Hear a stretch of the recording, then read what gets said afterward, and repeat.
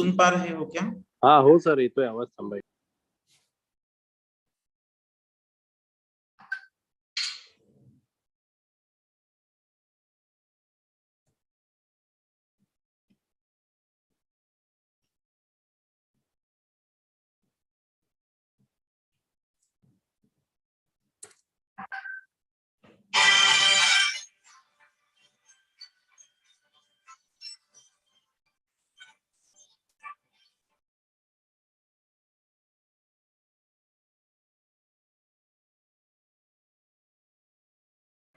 Sir तुम्ही host आहात.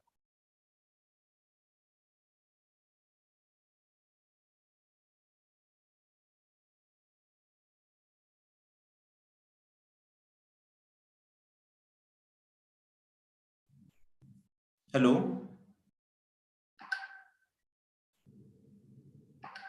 Hello Hemant sir. एक सेकंड. हेलो.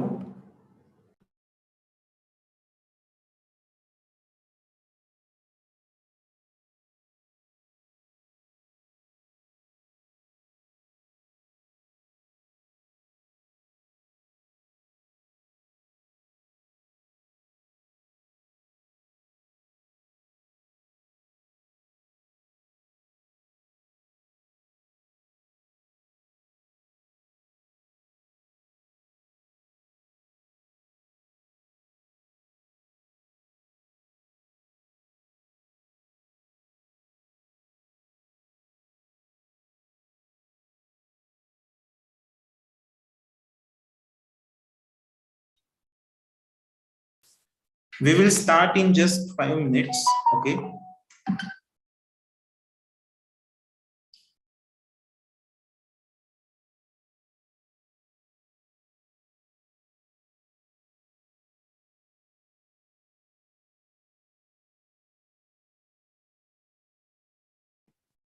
हेमंत सर, तुम्ही अनम्यूट करू शकताय का? बघता का जरा? हाँ नमस्कार. येस. नमस्कार. Okay okay. माझा आवाज नीट आहे? हो, मला येतोय आवाज तुमचा.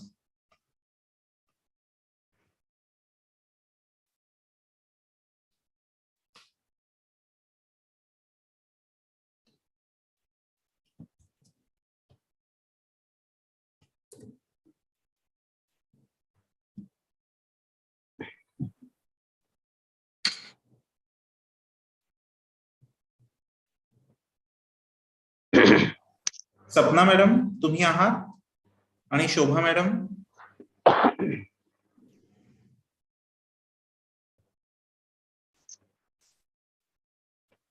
सपना madam, Shobha madam.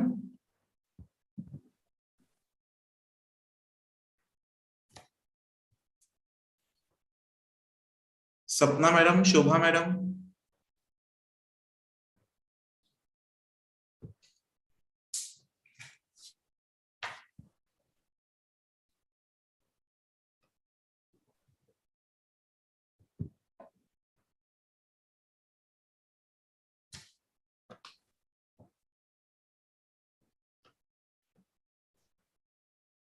I hope I am audible, Hemant sir, right? Yes, very much.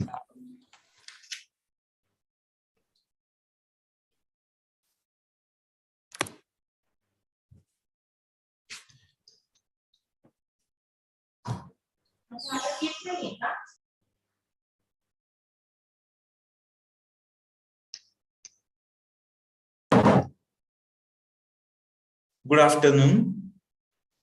Today is the 5th lecture of this lecture series. I welcome you all. Today we have Mr. Hemant Rajopadhyay sir with us. Let me take this opportunity to introduce him. He is researcher, he is writer, and he is teacher as well. He holds BA, MA, and MPhil in Sanskrit. He holds MA degree in Indology as well. Currently, he is working as an adjunct faculty in Flame University and in Ahmedabad University. Many of his articles are published in Lok Satta, which is daily newspaper. He is appointed as the member of core committee of Maharashtra State Vishwakosh Mahamandal by government of Maharashtra. It is our great pleasure to have you as our guest, sir. I request you to deliver a lecture on Sanskrit text, classicism, and modernity. Thank you, sir. Thank you so much, Ajay sir. I welcome you all, and yes, thank you all for having me again at the beloved department of mine.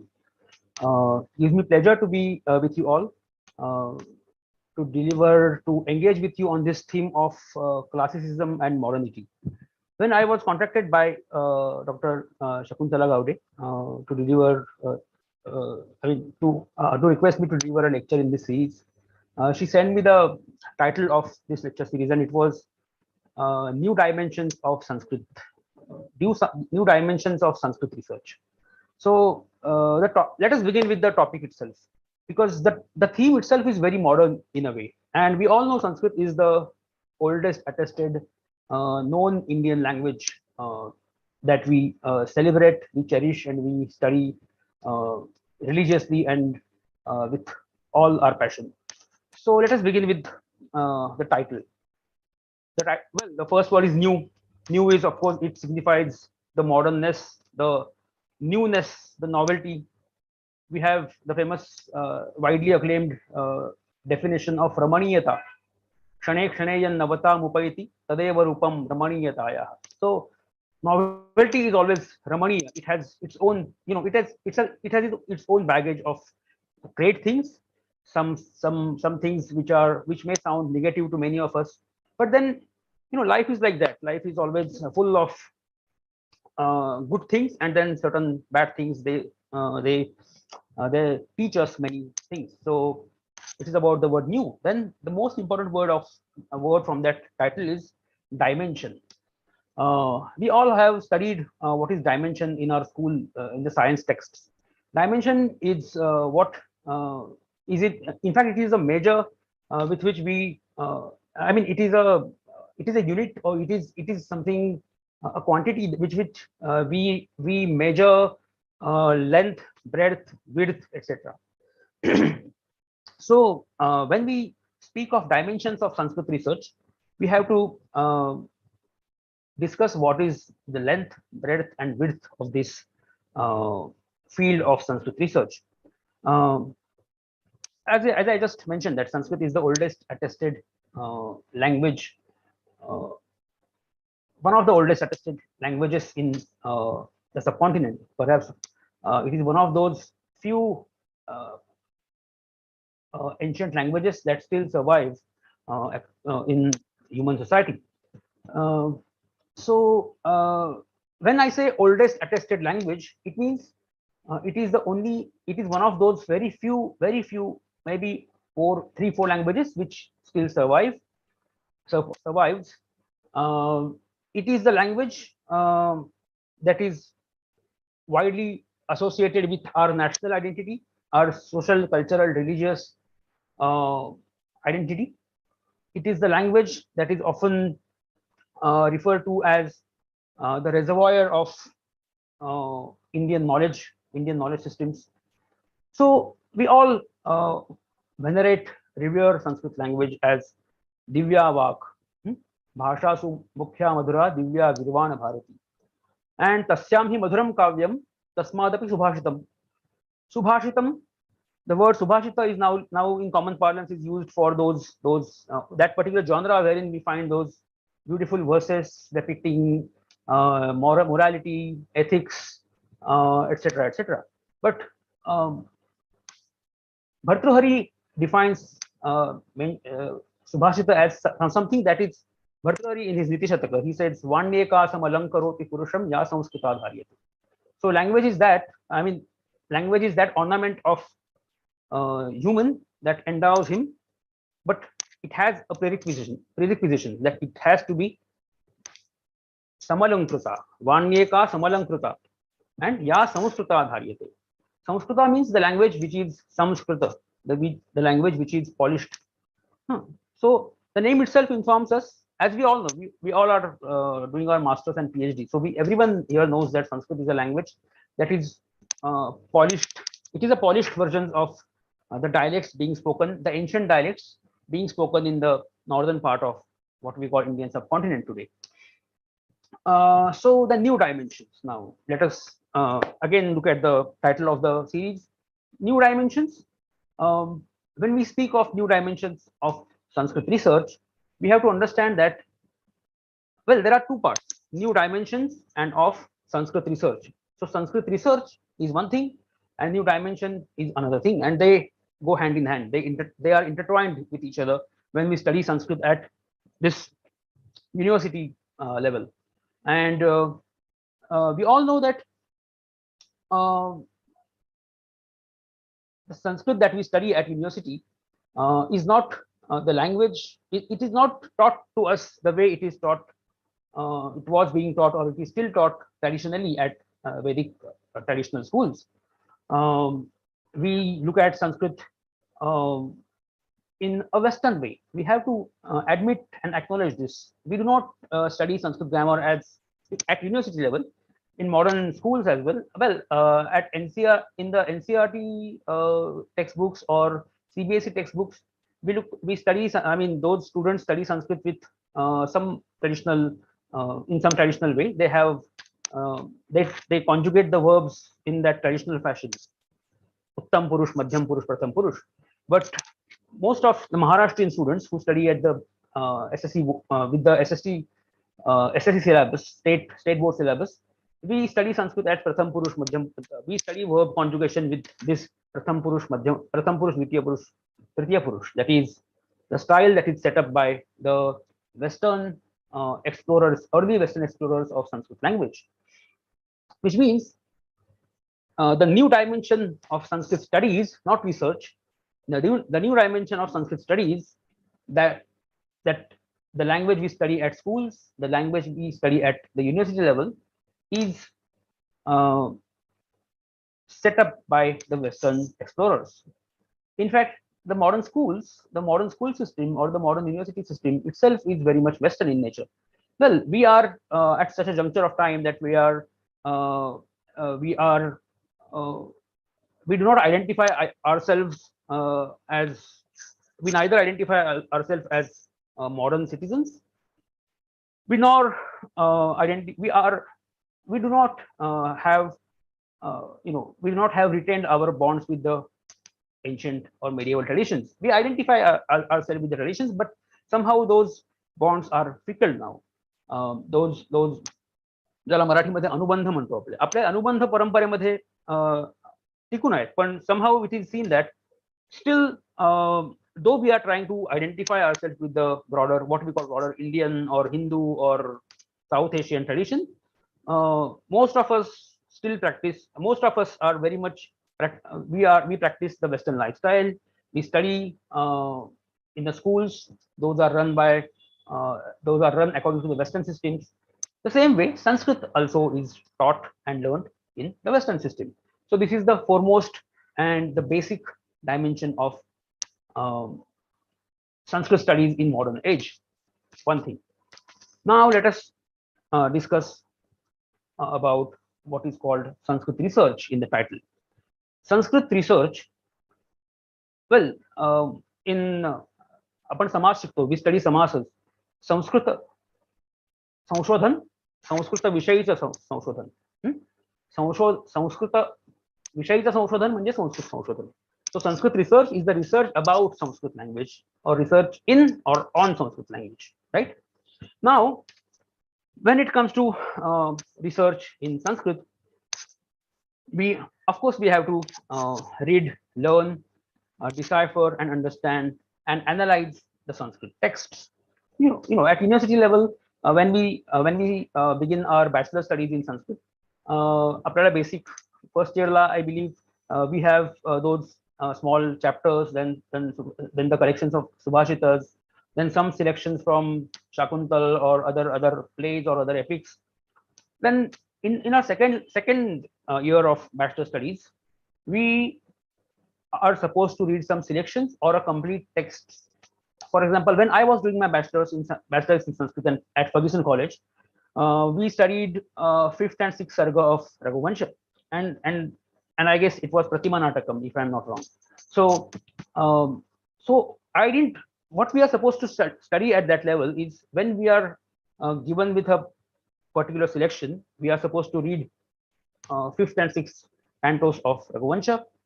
Usually, it is believed, it is supposed, one is supposed to be uh, aware of the fact that we should try to at least try to read the entire text, the entire Raghuvansha or whatever text which is, um, you know, which is there in, which is, you know, there in your syllabus. आता काय होतं बऱ्याचदा before we when we are doing our bachelor's in Sanskrit or before we start our MPhil or MA or PhD, we have to have certain ideas cleared in our mind. Firstly, the first few things is one of those first few things is why are we studying Sanskrit? What are we going to study in the field of Sanskrit? Then, if we are going to read a particular text, what exactly are we supposed to analyze, or what exactly are we supposed to understand or perceive from that text? Why are we reading a particular text?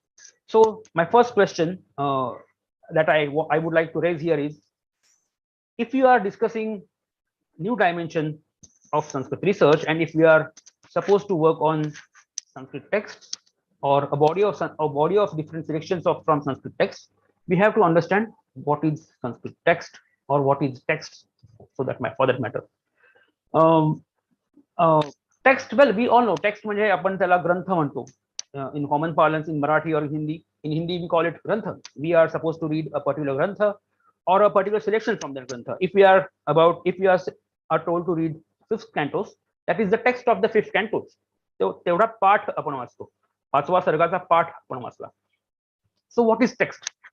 So well, the common answer I believe is text is that something that we read, something that is documented, a selection of poems, a selection of verses, a selection of passages, or a selection of stories. Those are compiled together in one book. Probably that might be one of the basic definition of text. Then, when it comes to text, we also have to understand why are we reading the text. So when I just mentioned that text is a compilation of certain stories, verses, etc.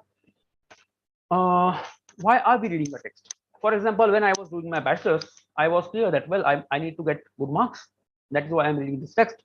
But when I started reading the fifth chapter of Raghuvansha, when Kautsa Tamadhvare Vishwajiti Nishesha Vishranita Kosha Jatam, that was the first verse from the fifth canto, fifth adhyaya of Raghuvansha, fifth sarga of Raghuvansha. So when I started reading the verse, usually when one starts reading the text of fifth sarga, or for that matter any chapter of any section from any text, we have to understand what are we going to read from it. For example, for those who study Sanskrit academically, we know that, I mean, most of us, we know that I have developed my interest in literature, Sahitya, or I have developed my interest in Vedanta or Vyakarana or Dharma Shastra or poetics, Kavya Shastra, Rasa Shastra, or maybe what we call science in modern sense, Samskrita Shastras, then traditional Shastras. There are certain different disciplines flourished in Sanskrit literature. So when it comes to reading the text, the second question is, why are we reading the text?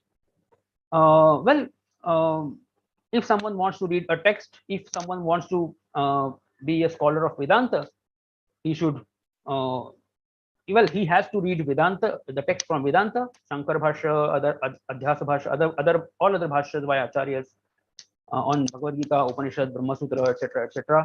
Then one is also supposed to read the Shastras, which were mentioned as Pradhana Mallas, or the main counterparts by the Acharyas of Vedanta.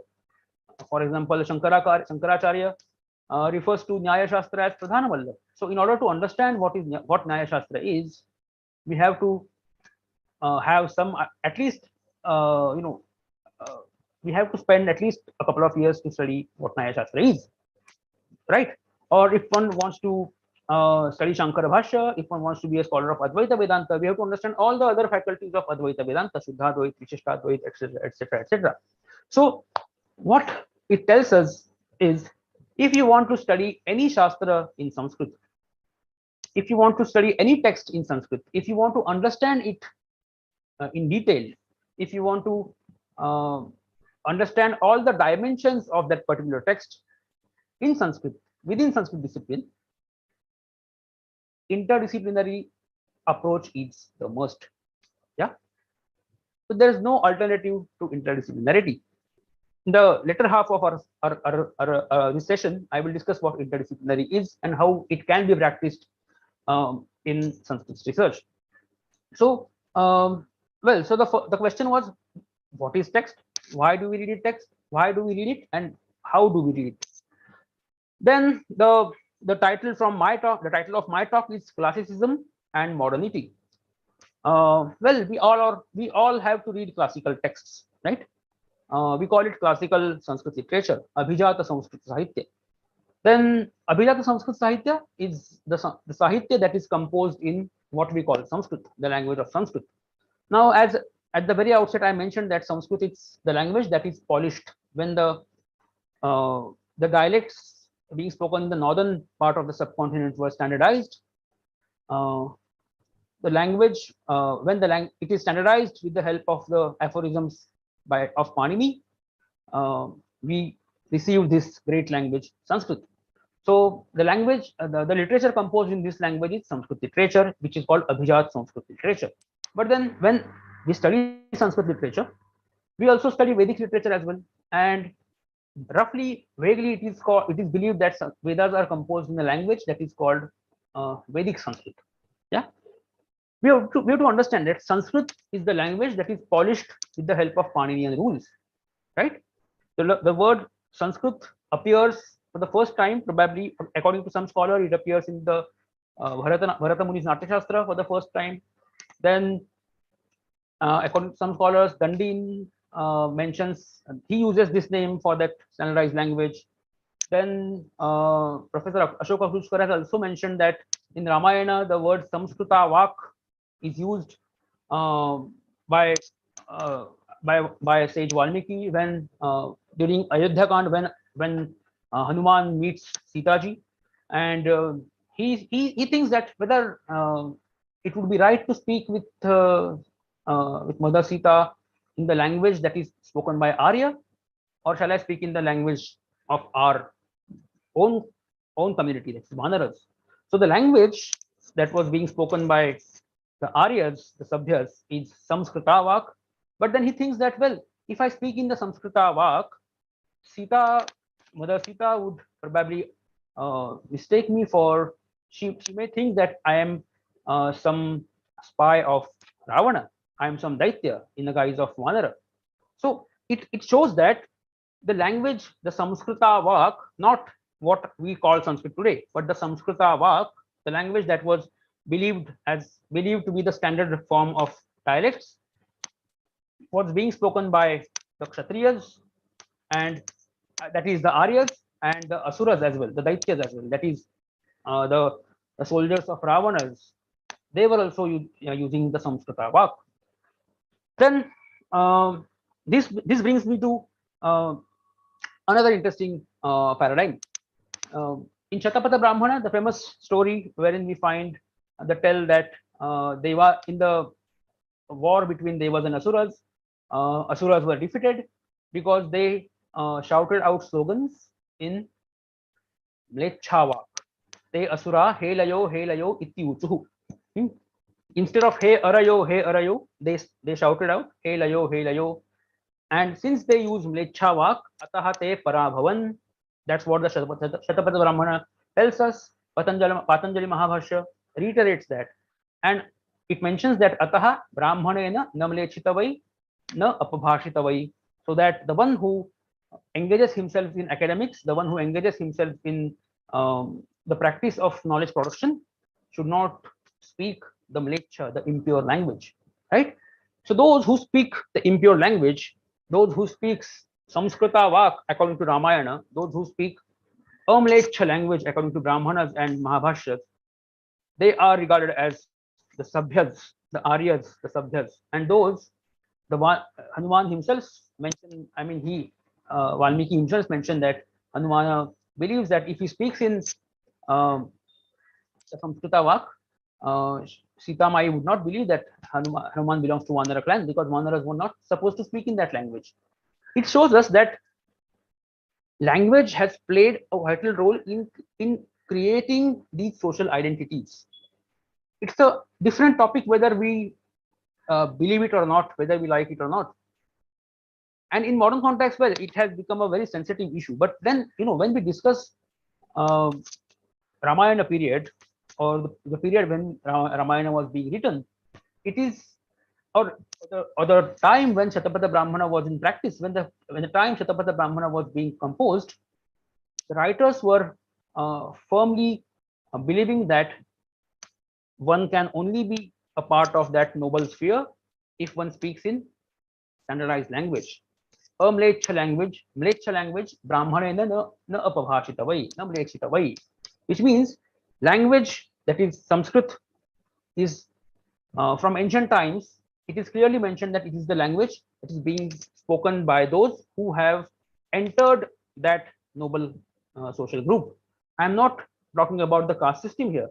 What I want to discuss here is those who speak Sabhya Bhasha, those who speak Samskrita Vak, those who speak Amlecha Bhasha, they are ultimately regarded as the part of broader Sabhya sphere. Yeah, one. Then, what is classic? Well, classic, the term classic, it informs us that it is derived from the word class. And what is class? Well, we know that classes and masses, right? It is a widely disputed term, and it is a very complex and in a way controversial and blurry term. That these borders of what we call classes and what we call masses are often changing. They are not monolithic frameworks. They often keep changing. Those who are part of masses become part of classes. Those who are part of classes become part of masses. So that's a continual ongoing process throughout the history of the subcontinent. But then classicism is the word derived from this word class, and it has to do again with this process I just mentioned, that the language that was being used by the classes, that was being used by the noble people, is Sanskrit, and the literature that is discussed in that standardized Paninian standardized language is Abhijata Sanskrit Sahitya. It is called Abhijata Sanskrit literature. Now, why do not we call Abhijata Prakrit literature? Do we call it? At least in my career of in my 20 years career of Sanskrit studies, I haven't heard this word Abhijat Prakrit literature. We call Abhijat Sanskrit literature. The recent ongoing discussion over Abhijat Marathi Bhasha informs us how Marathi is derived from Abhijata. Marathi is derived from how Marathi is Abhijat Bhasha. And if you go through that that report prepared by the scholars, it informs us that, well, Marathi has nothing to do with Sanskrit. In fact, the report claims, it is not my words, the report claims that Marathi is older than Sanskrit, right? And we, as a student of Sanskrit, we all know that Marathi is quite a modern language. The first evidence of Marathi writing is from that epigraph. Is from that Chaulचा तो जो शिलालेख आहे, yes, not Chaul, Akshi. It's a small town near small village near Alibag. There we find the first written evidence about Marathi, and then we have the famous inscription from Shravana Belgo, Chamundaraya Karaviyale. Well, before that, now it is seen that there's another such inscription on the borders of Maharashtra and Karnataka. जो मराठी मधला पहिला शिलालेख मानला जातो. So there are these few inscriptions are regarded as the earlier manifestation of what we call Marathi. But now, when I say dimensions of Sanskrit research, we have to look at how the idea of classics is being discussed here. Now, I'll begin from modernity, and then we'll go back to the Sanskrit and Prakrit literary sphere.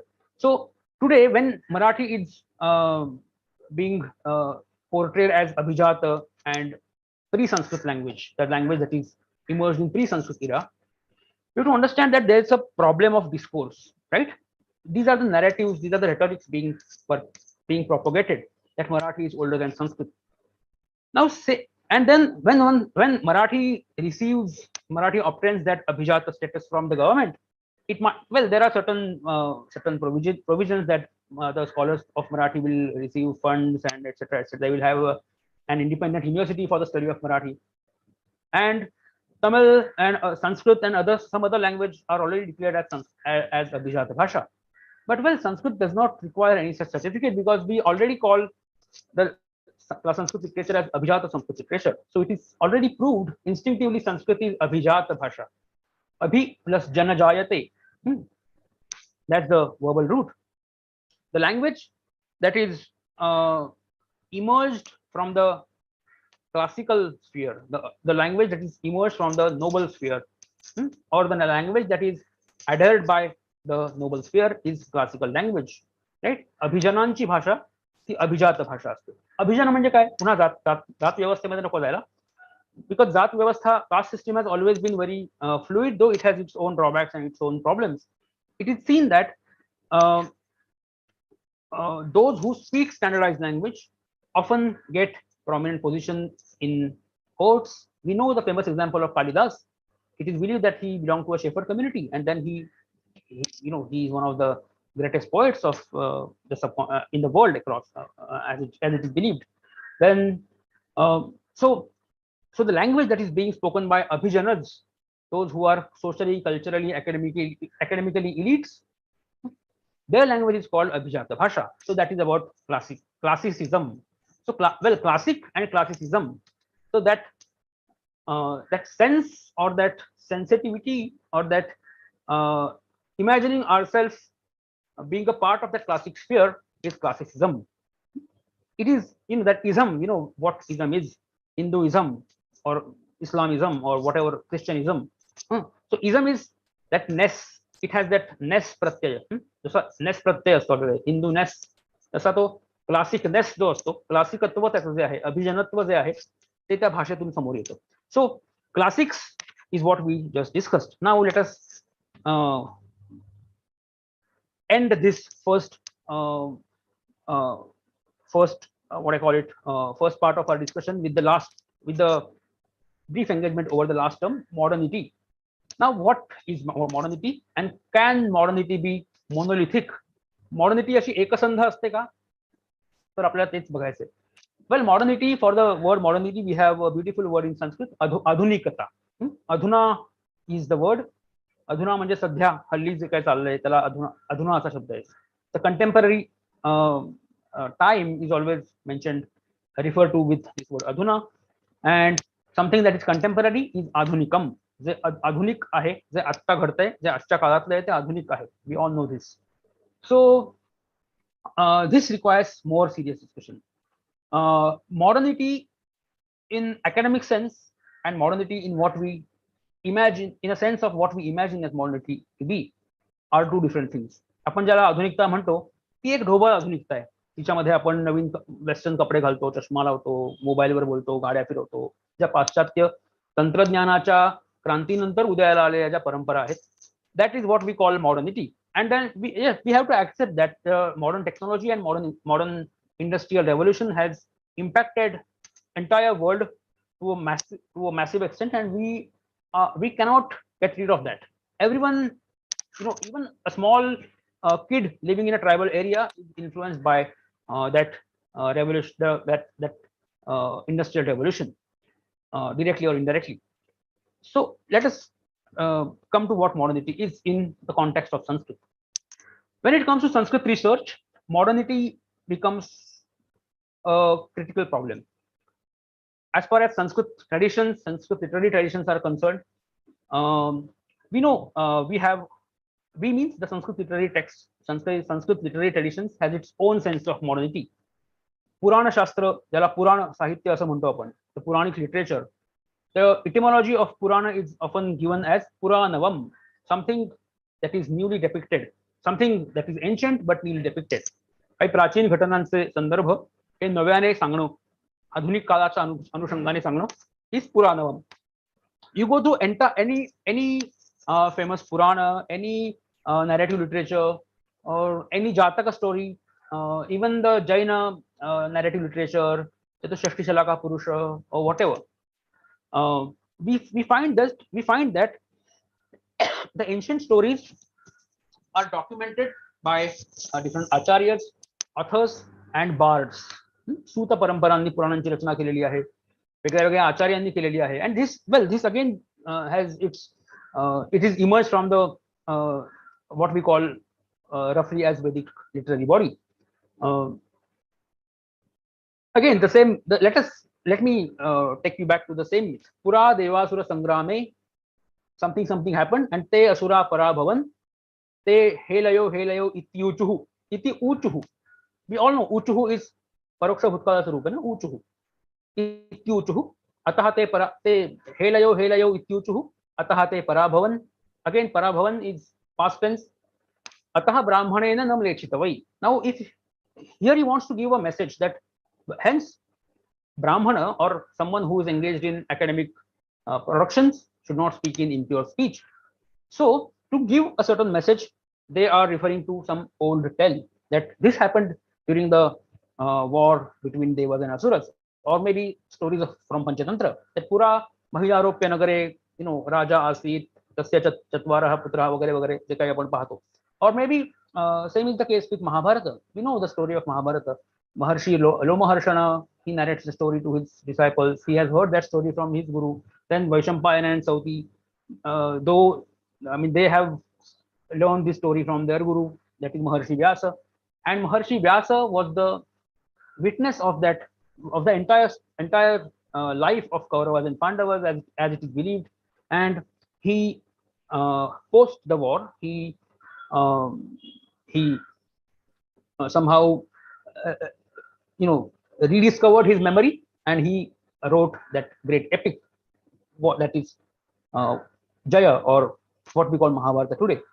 तर ती पूर्वी कधीतरी व्यासांनी 10-20 वर्षांपूर्वी पाहिलेलं एखाद्या मोठ्या घराण्याचं चरित्र, त्यांच्या मोठ्या घराण्याची कथा, he rediscovered his memory and he writes that down. Again, just understand that process. He is memorizing the story. He is memorizing what he exactly had seen. He has memorized whatever he has been told.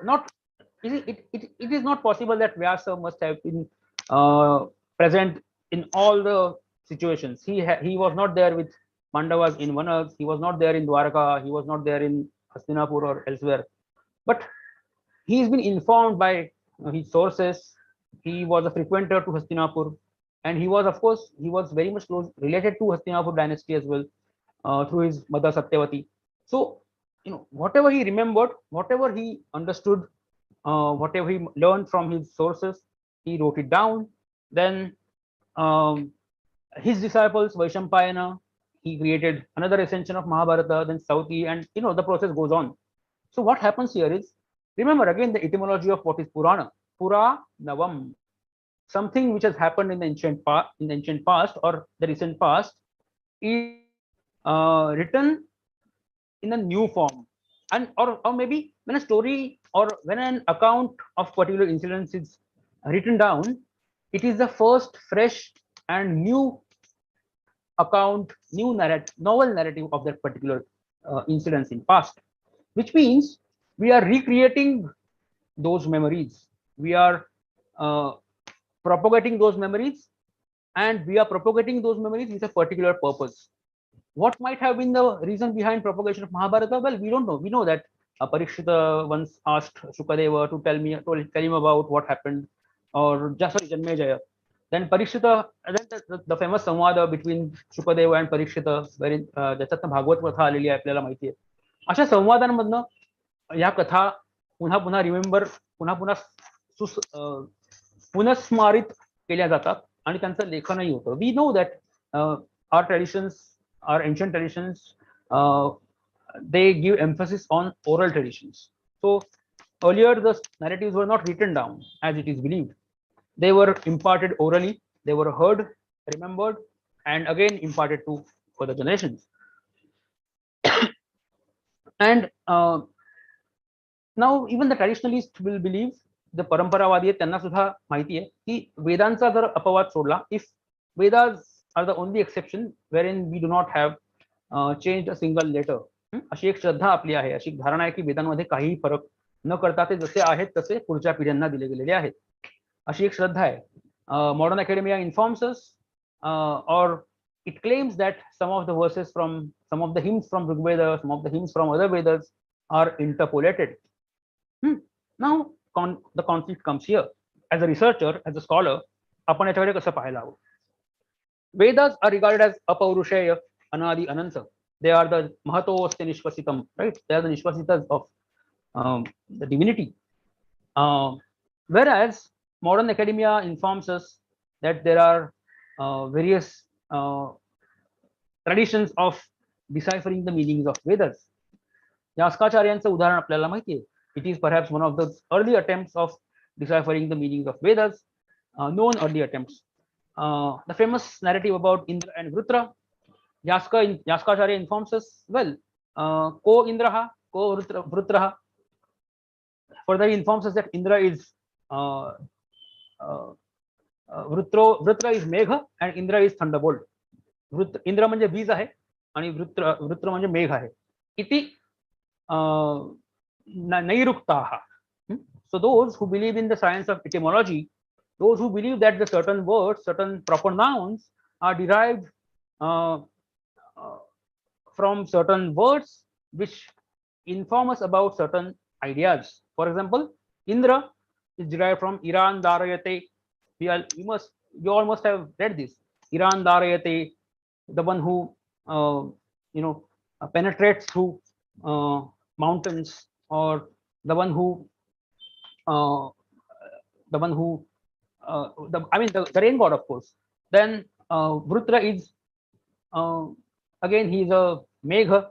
So according to Nairuktas, they try to appropriate those names in an environmental or environmental paryavaraniya sandarbhat. They are trying to appropriate that narrative. However, on the other hand, he is giving us another pattern of etymology. He says ऐतिहासिकाः.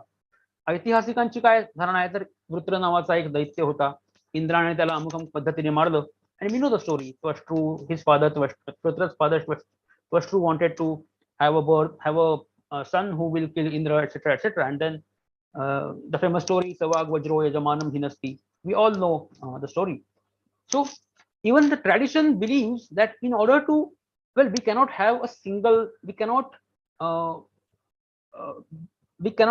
conclude a discussion with a only possible single inference. That is why he gives us different possibilities. He informs us that, well, Nairuktas describe the word Indra in this way, Vrutra in this way, but then Aitihasikas, they have their own theories, right? So the traditional scholars as well try to teach us that, well, there can be different explanations, different ideologies, different theories, and different assumptions to which might lead us to different conclusion, and then you may theorize those different conclusions the way you want to. Now, इथे काय होतं, or maybe let us take another example. Let's take another example from maybe Panini, for that matter. Well, I'm not a scholar of Paninian grammar, but we know that, or maybe let us again go back to Yaska. Then we'll come to Panini and Patanjali. He informs us, Paniniya Shiksha, the text attributed to Panini, he informs us that Yatha Saurashtika Nari Takrana Ityabhibhasate, right? So then again, Yaska informs us that Shavatir Gatikarma Kambojeshu. Even Patanjali in Paspachandika comes up with many such examples. So what they are trying to tell us that this particular word is used by the people residing in this pocket of the subcontinent in a particular way. So Shavatir Gatikarma Kambojeshu. Kambojans use the verb shava in a sense of gati, gatyarthaka dhatu hai to. In Kamboj, that is the region जिथे आज कारगिल किंवा पूंछ राजौरी काश्मीरात आहे, that is Cambodia. So in that region the root shava is used in a sense of departure, to go somewhere, or in a sense of movement. Now the survey, the linguistic survey by Grierson, I guess that was conducted in 1946, if I'm not wrong. I may be wrong, but Grierson informs that even today, in the same valley of Cambodge, what is called Cambodge in ancient times, the verb chawa is used in a sense of movement. Shavatir gati karma, shava, and the chawa, chawa, CHYA, that nasal N and V, chawa. It informs us that those forms are still retained in modern whatever language they speak, right? So these linguists, these grammarians also must have conducted extensive ethnographic survey across the subcontinent, at least in the northern part of the subcontinent.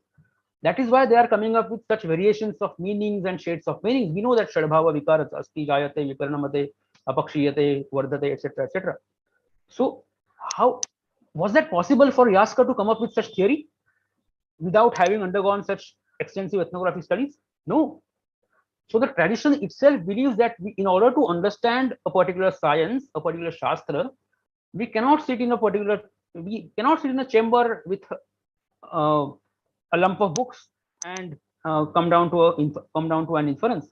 We have to conduct field work. We have to understand the patterns. We have to understand what people believe. We have to understand how a particular narrative is being transformed in a particular group, how a particular narrative is presented contradictorily to the one that is practiced in the common parlance. So all these factors have studied by the traditional scholars as well. Now, what does this mean? This means that the scholars like Yaska, Panini, or Bhavabhuti, or Bhasa, or Kalidasa, they were aware of the fact that society is constantly changing, right? Shane Shaneyan Navatam Upaiti Tadeva Rupam Ramaniyataya. And what keeps society changing? There are many factors. Well, first is environment, then migration, of course, then what we call modernity in terms of technology in those respective periods. For example, archaeologists have informed us that after the advent of Greeks, the Shulapani Shiva becomes Trishulapani. Earlier, according to some archaeologists, Trishula was not in practice in the subcontinent before the advent of Greeks. It is what some scholars claimed. So in order to understand iconography of particular deity, we have to understand the archaeological patterns and the patterns of consumption which are developed, which are evolved on the basis of the various factors, right? So this again informs us, this again tells us that how people used to accommodate themselves with what is called foreign in modern sense. When Greeks came, we know that most of the sun temples in Konkan as well, we know that sun god is wearing those Persian shoes. He has that Greek sword, right? That's the influence of Greeks and Romans, Greco-Roman culture and Persian culture on the Indian divinity, right? Or the famous narrative of Aditya Ranubai. Scholars like Dr. Rachin Dhere, R.C. Dhere has informed us that the goddess is adopted from the Persian solar cult of Mithra. So in order to study Sanskrit, we have to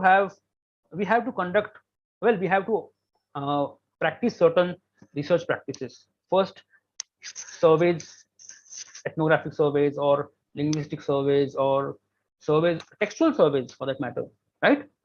Most of us So many of us engage themselves in study of manuscript. We collate manuscript. We collect manuscript first, then we collate them. We prepare critical edition, and then we have to come to a certain conclusion that this manuscript was, composed in such and such period. This man has given patronage to the scribes or to the writers, etc., etc. Now, again, the main point was modernity. When Yaska conducted survey, or when Patanjali conducted survey, he understood that this particular word or this particular practice of language must have certain variations in other parts of the subcontinent. In order to understand that, he conducted the survey, which means he was aware that uh, the meaning changes according to the place and according to the time, the meaning of the words. Just like the meaning, ritual practices change, linguistic practices change, religious practices change, culinary habits change. Yeah. So, in order to in order to keep oneself updated, these ancient scholars or these medieval scholars used to conduct survey and understood what was the modernity in their own respective modern times, in their own during their own lifetime. So the time when Patanjali was living, the time when Panini flourished, it was his own, he was living in his own modernity, right?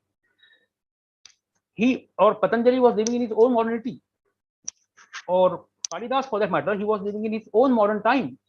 That is why he is trying to, he is coming up with this beautiful play, Abhijnana Shakuntalam, wherein he, in Abhijnana Shakuntala, he has, portrayed that some of the, we find some Yavanis there. We find some Greek female consorts of the king Dushyanta. Right? Is it possible? It is possible because he has accommodated himself in his modernity. He is trying to relate to his audience. Yeah, he's trying to contemporize his version of Shakuntala story. He want to appropriate his story. He want to appropriate the story of Shakuntala in his modernity. That is why he's bringing in all these Greek Yavanis and other elements, right? Or for that matter, let us take an example of Bhasa, or yeah, let us take an example of Bhasa. We know in most of us here are Marathi speakers. Many of you may have heard of the famous novel on Karna. I forgot his name. Shivaji Samantanji Kadambari, Karnavarchi. I forgot the name. The novel about Karna, that by the famous Jnanapith awardee author Shivaji Sawant, he glorified the character of Karna, right? This happened in 1980s or 70s, if I'm not wrong. But Bhasa did the same thing in first or second century AD or before that. Yeah, he glorified Kaikeyi, he glorified Duryodhana, he glorified Karna.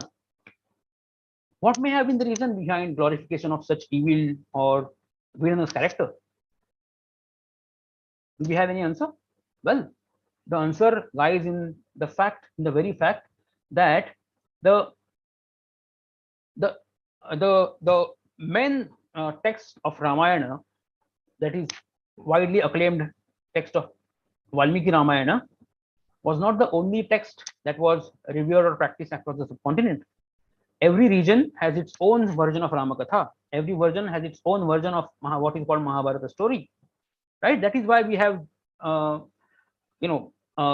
in some Rama's narrative, Ravana is glorified. Jaina Ramayana glorifies Ravana, right? Even in tribal Adivasi Ramayanas, Adivasi versions of Mahabharata, there are some narratives those we may find very atrocious. We cannot stand such narratives because they are very much contradictory to what we believe as Ramakatha, right? So in that modernity encompasses all these contemporary social realities. It is not confined to only technological advance. It is not confined to what we call, what we wear, what we, it is not, neither it is confined to what belongs to our culture or what does not belong to our culture. It is about what is being practiced in the respective contemporary age, the respective contemporary society. Now, let us come back to what we call modernity in modern sense. Uh, well, we are all of us are basically, well, we study most of the Sanskrit scholars in India at our Mumbai University or any university for that matter. We study Vedanta, we study Vyakarana, all other different faculties of Sanskrit studies. But end of the day, our studies anchored at what we call Sanskrit language, right? Sanskrit भाषेच्या भोवती सगळं केंद्रित असतं. संस्कृत भाषा हा आपल्या अध्ययनाचा केंद्रबिंदू असतो, राईट? ह्याचा विचार करताना आपल्याला एक गोष्ट महत्वाची लक्षात घ्यावी लागेल. The more attentively we focus on our engagement with language, the more clear it becomes that in regard contemporaneity and remoteness, and these categories, I mean, contemporaneity and remoteness may be the categories that obscure rather than clarify the problem. Why I say obscure? As I just mentioned, that various versions of Ramakatha in maybe 2nd century AD or various versions of Mahabharata's narrative or Krishna's narratives in 1st century BCE. We know that Devaki Putra Krishna, the name Devaki Putra Krishna appears in Chandogya Upanishad, wherein he studies some vidya from Angira Sarushi. So the name is quite well known, right? There are certain references of proto depiction of proto forms of Arjuna in Vedas as well. The scholars have informed us. Then Chadvyusha Brahmana informs us about the story of a demoness called Dirghajivvi that resembles with the story of Shurpanakha, or maybe the story of Ahalya for that matter. It appears in many Brahmanas, and now it is standardized in Ramayana, right? So we have to understand that the stories are appropriated in respective modernities according to the patterns of consumption. For example, the Jaina audience will consume the story of Rama the way he wants to. He will not let the image of Ram supersede Tirthankaras, or maybe the other way around. It may happen. For Dasharatha Jatak, we know that Dasharatha Rama is one of the bodhisattvas, and in he was, I mean, Buddha in his previous birth was Rama, as the famous Dasharatha Jataka informs us, which means that different modernities appropriate stories, appropriate different imaginations and understandings and perception about language, ritual, religion, and mysticism as well, for that matter. As I just mentioned, that contemporaneity and remoteness, they obscure the problem. Now, we have to understand that, and we have to acknowledge in the first place, it is very difficult to acknowledge that Sanskrit is a foreign language to all of us. Foreign, I'm not using it in a sense of a language from some other country. The word foreign is not only meant in the sense of other countries only. Foreign is something that is not in practice, in that we do not practice, right? For example, eating non-vegetarian food is foreign to me. I do not consume non-vegetarian food because it is foreign practice for me. Foreign means something that does not belong to me. That's the sense I am using the term foreign in. So Sanskrit is, in a way, it is not our mother tongue. We identify Sanskrit as our cultural language. Of course, it is our cultural language. It has nourished our culture. It has nourished our cultural perceptions. The samskaras, those we receive from the Sanskritic sphere, not directly through Sanskrit. In our childhood, we were not told these stories in Sanskrit. These stories of Rama, Krishna, we heard in Marathi, but it came from that Sanskritic sphere. So the samskaras of that Sanskritic sphere are still in they are very much present in our consciousness. In आपल्या जाणीवांमध्ये नेणीवांमध्ये संस्कृत विश्वामधनं आलेल्या संवेदना ज्या आहेत त्या व्यवस्थित रुजलेल्या आहेत. But still Sanskrit, we started reading Sanskrit, studying Sanskrit in 8th standard or 5th standard. For those who study Sanskrit in CBSE schools, they begin with Sanskrit in 3rd or 4th or 5th standard. So Sanskrit, we speak Hindi, Marathi, English, or whatever language we speak at our home. Sanskrit is not our mother tongue. In fact, Professor Madhav Deshpande and Professor Akluskar has categorically pointed out that Sanskrit has lost its status as mother tongue. Hence, in fact, probably that might have been one of the reasons that everything was standardized in order to preserve those scriptures in the original form, right? So what happens with this is that remoteness, in a way, when I said Sanskrit is not our mother tongue, there is certain remoteness. When we now we all have gone through those spoken Sanskrit classes, आपण सगळे त्या संभाषण वर्गातून गेलोय, संस्कृत बोलतो, पण we back in our mind we all know that Sanskrit, we speak Sanskrit only for those formal artificial occasions. Even Patanjali Mahabharata informs the same. Yarvanas Karvanaha Rishayah. And then he informs us that even the priests, they do not speak Sanskrit at home. They speak only they speak in Sanskrit only at those sacrificial grounds. So that remoteness with Sanskrit is somehow appropriated when we study Sanskrit. Now let us ask again the same question: why are we studying Sanskrit? Well, even the reasons change. When I was in my adolescence, I believe that Sanskrit is my it is still my beloved language. But then I had a different passion. I want to I wanted to imagine myself in that imaginary world wherein I belong to a particular ancient tradition. Now I hardly practice that tradition. Well, I identify myself with that tradition through my guru's lineage or through my ritual practices. But now I am living a modern lifestyle, so there is certain remoteness at least to a certain extent with Sanskrit. Now what happens with that remoteness?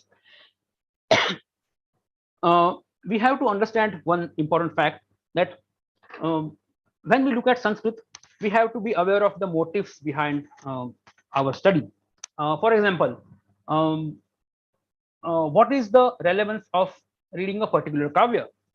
Now, when as a student of Sanskrit, someone asks us what are the prayojanas of kavya, all of us would perhaps answer that, well, kavyam yashase arthakrute vyavahara vide shive tarakshataye sadhya paranirvrataye kanta sammitatayopadesha yuje.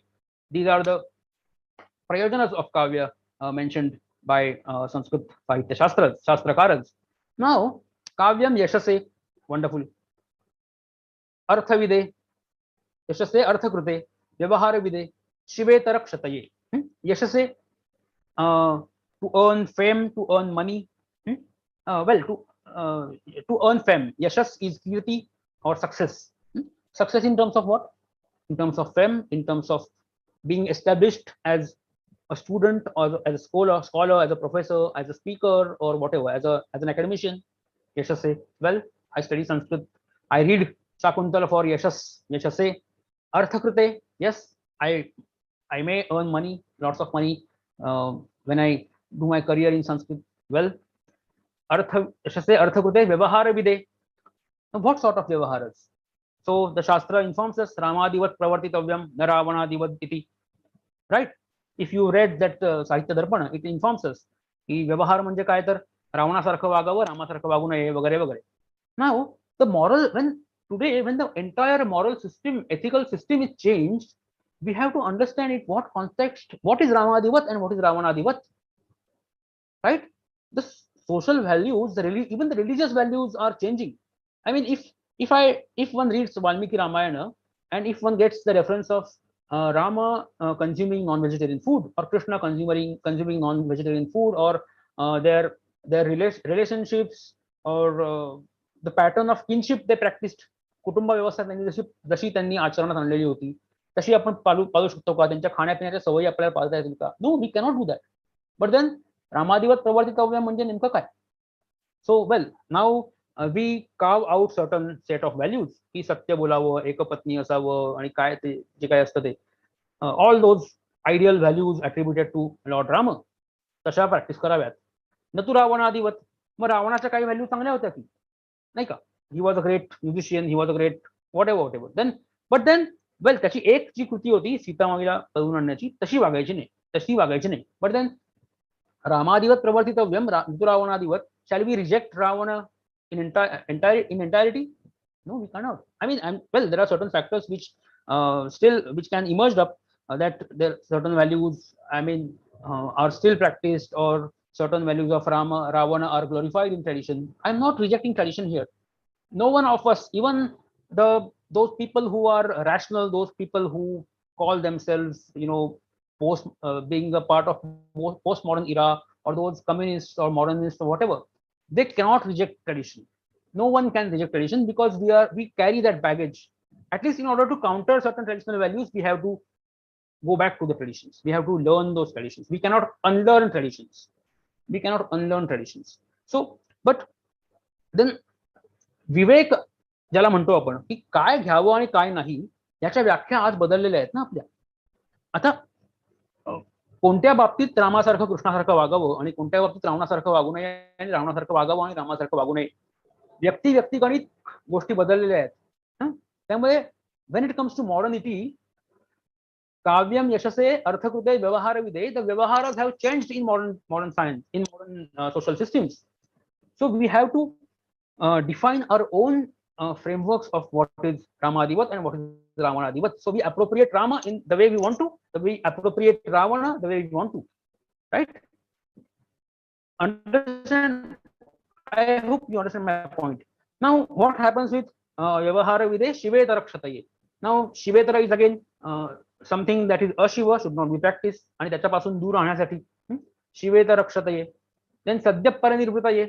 सद्य परिनिर्वृत्ती, तत्काल आनंद, and Brahmananda सहोदर है, Kavyananda is Brahmananda सहोदर. But then now, who reads Kavya? Is it people are not able to read 1500 words article from any newspaper, or people are not even the attention span is so reduced that people are happy with 5 minutes podcast.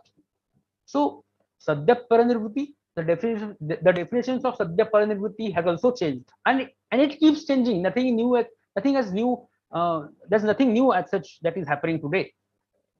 In every era, this has happened, right? So Sadhya Paranirvruti, my ideas or someone else's, Ajay sir's idea about Sadhya Paranirvruti might be different than the ideas of some other, right? So Sadhya Paranirvruti, I do not get Sadhya Paranirvruti from Kavyas. Then what shall I do? Well, I might read this faculty from Sanskrit studies. I might read Nyaya Shastra, or I might read Kautilya's Arthashastra.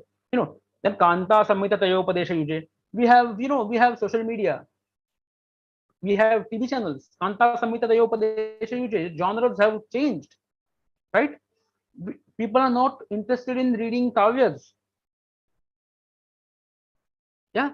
So what I mean is, Sanskrit is one of the most important language. आपण सगळे संस्कृतसाठी passionate आहोत, तुम्ही आहात, मी आहोत. पण reading Sanskrit is not only about studying a particular literary or linguistic sphere. Reading Sanskrit is all about studying society in different periods, because Sanskrit is an archaic language. Sanskrit ही एक प्राचीनतम भाषा आहे. ती भाषा आजही काही प्रमाणात जिवंत आहे, बऱ्याच प्रमाणात जिवंत आहे. त्या भाषेमध्ये प्रचंड ज्ञाननिर्मिती झाली, पण त्या ज्ञाननिर्मितीचे वेगवेगळे आयाम शिकायचे असतात आपल्याला, आणि दोज पॅराडाइम्स, ते आयाम्स आहेत, all those paradigms are constantly changing. So classic, what is classic and what is, in fact, there is a famous article by one of the great Sanskritists, Classics in Crisis. I might share that with some of you, with your professor, and then he might share it with you all. Now, when classics comes into crisis, असं म्हणजे काय होतं की जुनं classic जे असतं ते probably काही काळापुरतं, काही समूहापुरतं क्रायसिस मध्ये येतं, but then there is something new classic is emerging up. So Sanskrit somehow has succeeded. Perhaps it is the only language in the subcontinent that has succeeded even today to a certain extent to accommodate itself in every phase of modernity, right? And when, as a scholar of Sanskrit literature, we have to understand the greatness of Sanskrit in such a way, we have to understand that Sanskrit has been an accommodative language. How? We'll have some more examples to study. Well, then while reading Sanskrit text, we also have to be aware of certain ideas. One of them is revisiting a text, a tradition with a contemporary consciousness. Now, what I mean here is when I read Ramayana, for that matter, or when I read Kautilya's Arthashastra, त्याचा contemporary relevance काय आहे? Why I am reading it in contemporary times? Well, firstly, I am interested in Sanskrit. That's the basic reason for all of us. Yeah, we all love Sanskrit. We all are students of Sanskrit. That is why we are reading these texts. But then, by reading, if I'm not able to relate that to the modern social systems in a proper fashion. Now, what is again? It is again very controversial to discuss what is proper and what is improper. But then we have to understand that certain things from maybe Kautilya Arthashastra or certain things from any ancient texts are still practiced today, and certain things are not practiced today. Let me give you an example. Well, we being a modern citizen, we being an academician, we being a practitioner of a particular socio-cultural framework. For example, we practice certain religion, we practice certain nationality, we practice certain regionalism. We have our own linguistic identities. Then we have our own religious or cultural, social, caste identities or whatever. या सगळ्या premise मधनं how are we locating ourselves while reading that text? I mean, if I'm reading Kautilya Arthashastra, or if I'm reading Raghuvancha, how am I relating to it? How am I relating myself with the text?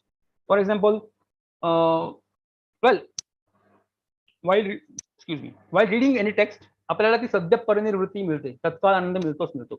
But it doesn't remain confined to that. We, as a scholar, we should not, stick to that sadhya parinirvriti. We have to analyze the text. We have to, comment on that. We have to understand the undercurrents, social, cultural, political, and other undercurrents from that text.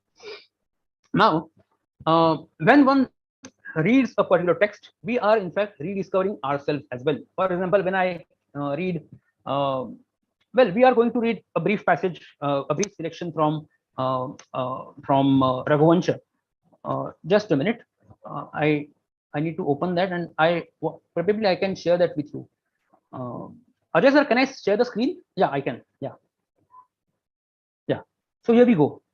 Now, let me discuss briefly what I mean when I say relating or exploring ourselves these verses. From the first sarga of Raghuvancha, the first verse, Vagartha viva samprukta Vagartha pratipattaye Jagatah pitarau vande Parvati Parameshwarau. We know that Vag Artha Samprukta Vagartha pratipattaye, Lord Shiva and Parvati are they are unified. अशा प्रकारे एकत्र आहेत की just like Vag and Artha, just like a speech and meaning are always together. Why? In order to manifest the meaning of that particular sound, Vag Artha Pratipattaye. The same way, Lord Parvati and Lord Shiva create this world. Jagatah Pitarau Vande Parvati Parameshwarau. And you must have also be told by your scholars, Parvati Parameshwarau, Parvatipa Rameshwarau. Parvatipa is Parvatim Pati Iti, that is Lord Shiva, and Rameshwara is Lord Vishnu. Now, Parvatipa Rameshwarau is one way of looking at it, and Parvati Parameshwaru is another way of looking at it. The popular tradition, popular narrative about Kalidasa informs us that Kalidasa was a great devotee of Lord Shiva.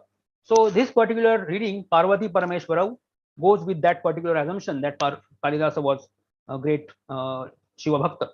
But, well, some scholars split this word as Parvatipa Rameshwarau. Now, Jagata, both are, in modern, in broader Hinduism, in broader Hindu sense, Parvatipa and Rameshwara both are the regarded as father of the universe. दोघंही जगाचे जगत पिता आहेत, विष्णू पालक आहेत आणि Lord Shiv हे संहार करता आहेत, पण ते शैव शास्त्रानुसार ते सृजन करते सुद्धा आहेत. स्पंदनांमधनं विश्व निर्मिती सुद्धा होते. आपल्याला शिवसूत्र सांगतात ते.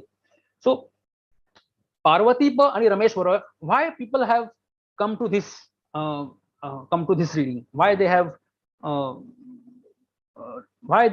thought of this particular meaning. Firstly, we have to understand that this meaning is derived for the first time in early medieval Indian society, in early medieval Sanskritic literary sphere. It was a time when Shaivites and Vaishnavites they have been exhibiting tremendous enmity.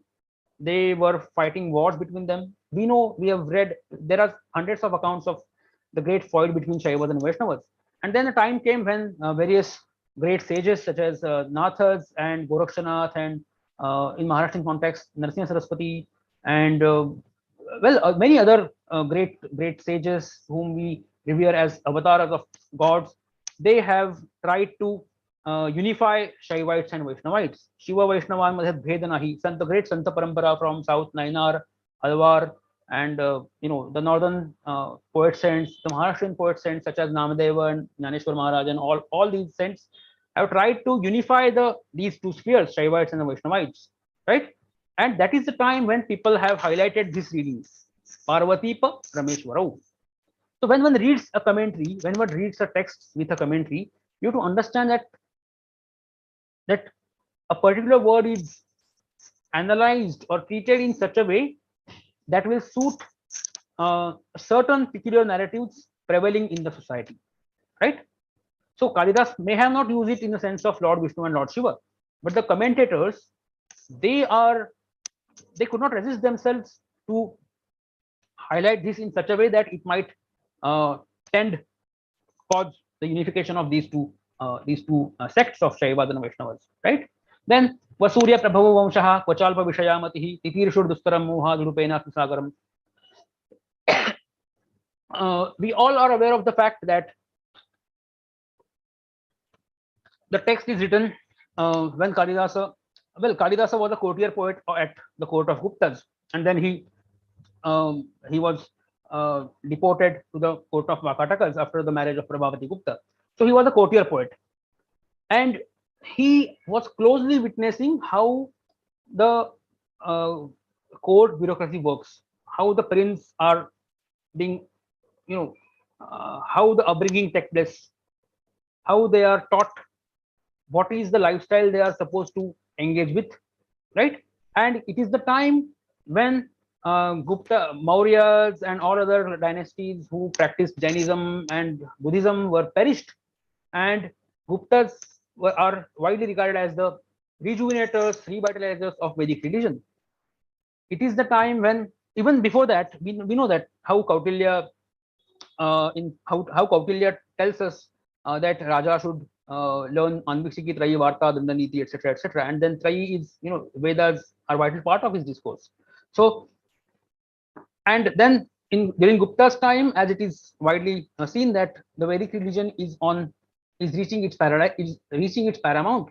So he is trying to appropriate that Varnashrama Dharma system when he introduces us with the great Raghu dynasty.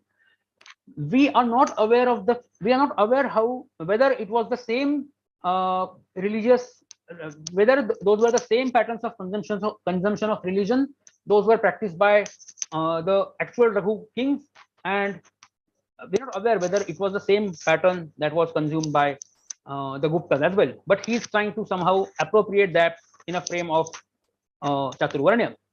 Soham ajanma shuddhanam, aphalodaya karmanam, asamudra kshitishanam, anaka rathavartmanam, yathavidhi hutagninam, yatha kamarshitatinam. So hutagni is again that element. Yatha paradhananam, yatha kala prabodhinam.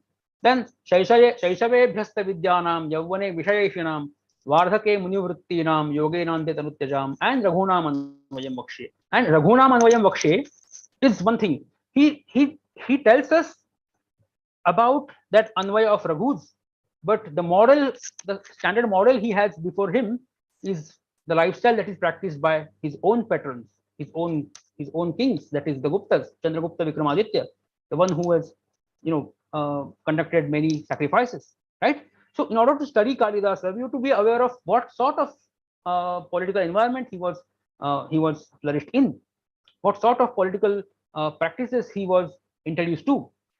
Shashtamsha Vritti is the word he uses for kings, right? So it is not only it is not possible to learn Kalidasa without having understood all these theories. Now let me come back. Time is very less. Let me come back to the excuse me. Let me come back to the last part of our session. Well, when we spoke of modernity, as I just mentioned, that every poet is composing a text in his own contemporary modern society. So he is a product of that particular modernity. Same is the case with Kalidas, as I just said. Kalidasa was depicting Raghus according to the norms that those were practiced, those were set by the promulgators of religion or the promulgators of political economy of his times. Right now, let us come back to what we call modernity in modern sense. Now, according to modern academic discourse that we all are, following at university level, Indian modernity begins somewhere around 17th century. It is the time when Britishers have won the war at Buxar. Plassey की लड़ाई जिनके लिए britisher ने they have established their rule over the state of Bengal. It is the time when Mughals have tasted the defeat for the first time, such a bitter defeat for the first time after Mahadaji. In fact, Marathas were the protectors of the Mughal throne, as the history informs us. But it is the first time that Mughals and the native, native confederacy of kings have tested defeat to such massive level. The Western values are already being propagated. There are certain ambassadors of the British East India Company and Dutch East India Company. Those are serving at the courts of Peshwas, at the courts of all these, Rajput kings and the courts of Mughals and all these great rulers. It is the time when people are getting acquainted with the Western society. The with the help of Deboyne नावाच्या एका army general कडनं महाराजी शिंदेंनी मराठी सैन्याची पुनर्रचना केलेली आहे. एक विशिष्ट शिस्तबद्ध व्यवस्था आणलेली आहे. त्याच्या आधी शिवाजी महाराजांच्या काळामध्ये पाश्चात्य तोफा, बंदुका, फिरंग, तलवारीला फिरंग म्हणायचे, फ्रेंच बनावटच्या तलवारी मराठ्यांकडे आलेल्या आहेत किंवा इतर शासकांकडे आलेल्या आहेत.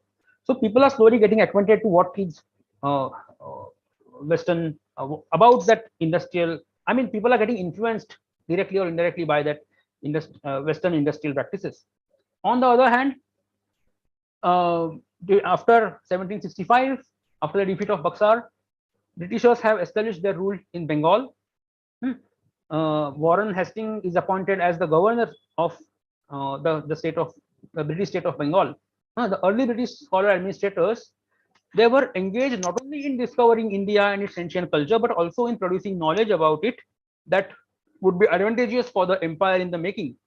Now they were aware that Indian society is divided in different kingdoms, and these kingdoms practice extremely animosity. They practice extreme animosity between each other.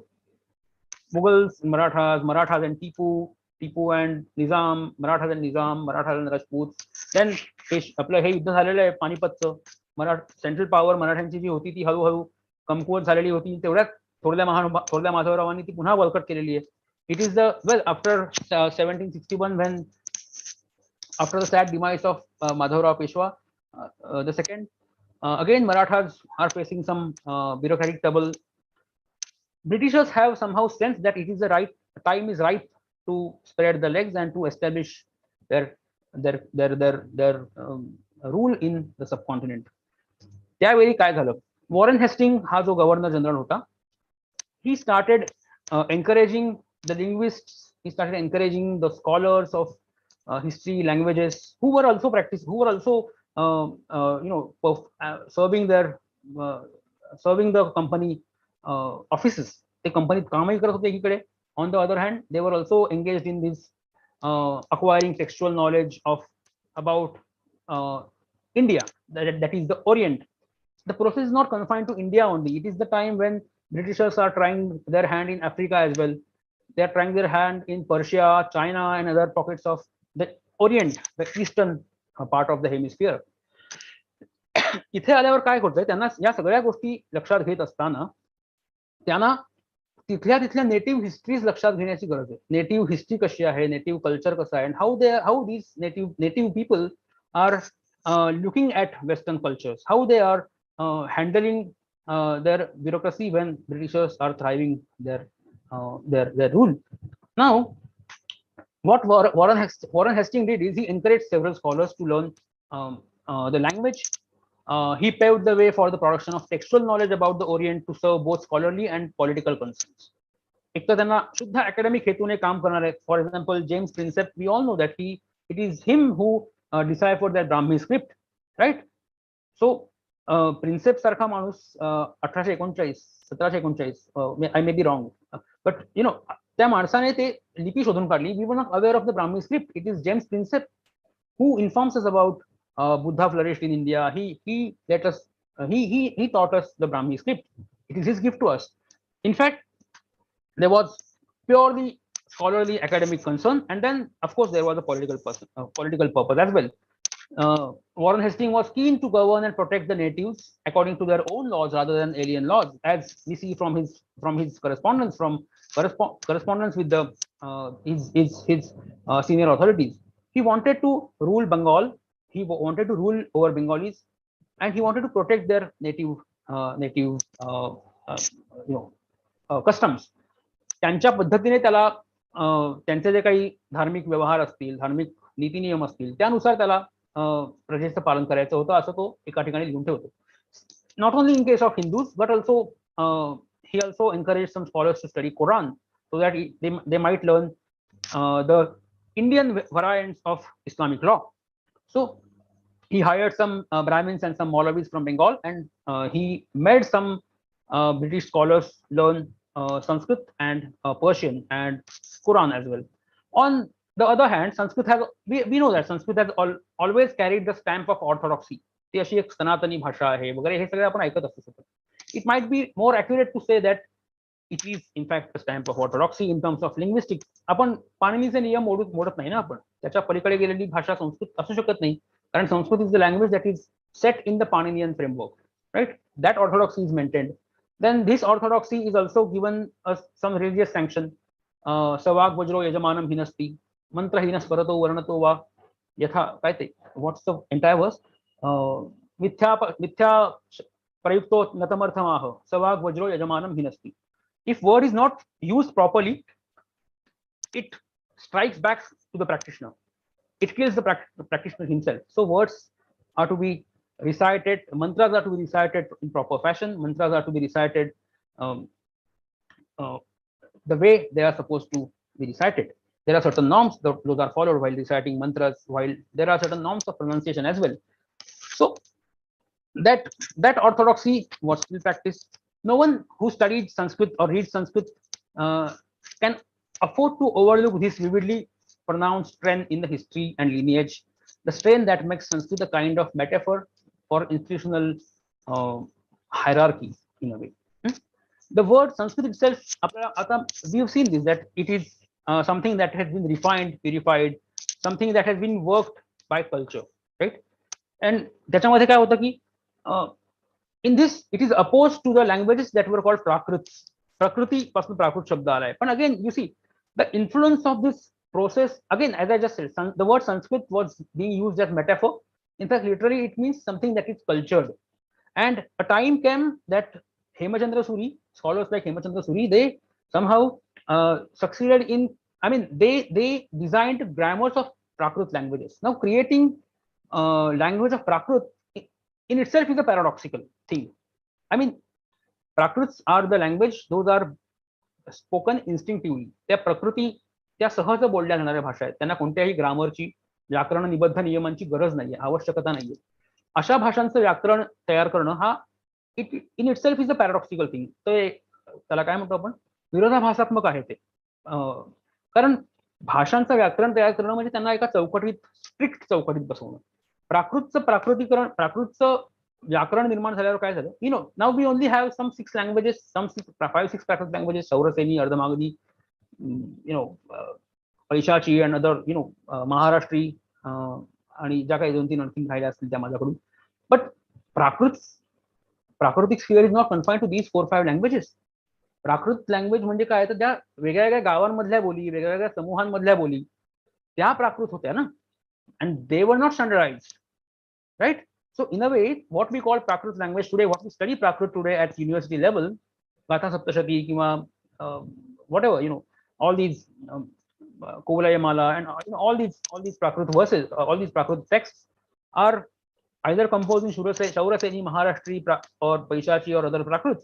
But then what about the dialects being spoken by the native speakers in respective villages, respective tehsils, respective districts? Those were Prakrits too.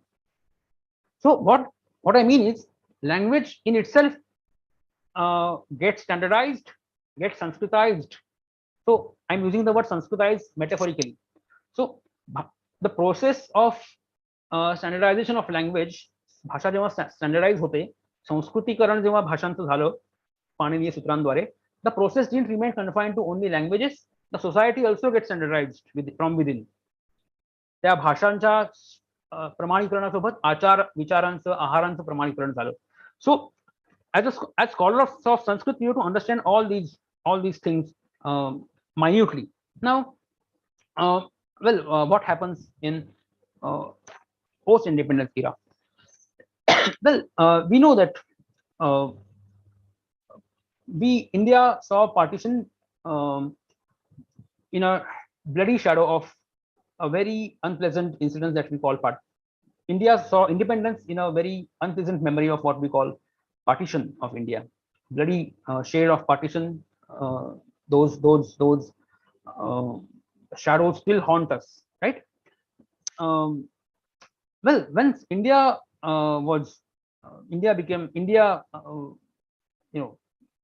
became an independent nation, the founder fathers of this Republic of India, they have come up with some fantastic ideas.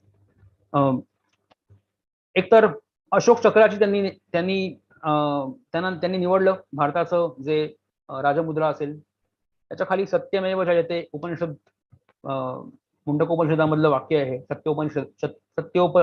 सत्यमेव जयते, Channo Varunaha. We know that all these mottos, they are from Sanskrit literary traditions, Vedic traditions, or some are from Buddhist traditions. Dharma Chakra Pravartanaya is the motto of our parliament, right? So, and then India was portrayed as a nation that loves peace, that propagates the message of peace. A time when India became an independent nation, it was the time when the World War was just ended. People across the globe have faced this, perhaps the toughest challenge, man-made challenge that the World War is. The World War was fought between these, allied forces and the guy Dosta Rashtra आणि जे काही म्हणतात त्याला. Germany, we know that the basis of the World War was fought. It was initiated by these Hitlers and Mussolinis, who were believing that as Hitler believed that Germans are the pure race, they belong to the Nordic Aryan race, and he opened a front against Jews. Then rest is the history. We all know that. The very idea about pure race emerged from this Western enterprise of Sanskrit studies. What happens here? Western scholars, we all know, Max Muller ने ती पहिल्यांदा theory मांडली की the Aryans must have had their Ur-Heimat, their ancient homeland must have been the same, and they might have been dispersed from that particular place, probably from Central Asia. And then he believed that the Indo-Iranian Aryan came down to Indo-Iranian side, and the Western European Aryans they migrated to the European part of the earth. Now, this idea about being Arya, being Sabhya, being cultured has fascinated. I mean, some people were so much fascinated. For example, someone like Gobineau, a great French political philosopher. Then some other European thinkers, they have, you know, they took this idea of being Aryan and they somehow glorified their own ethnic races. And from that, this ideas about pure race, they flourished across the subcontinent.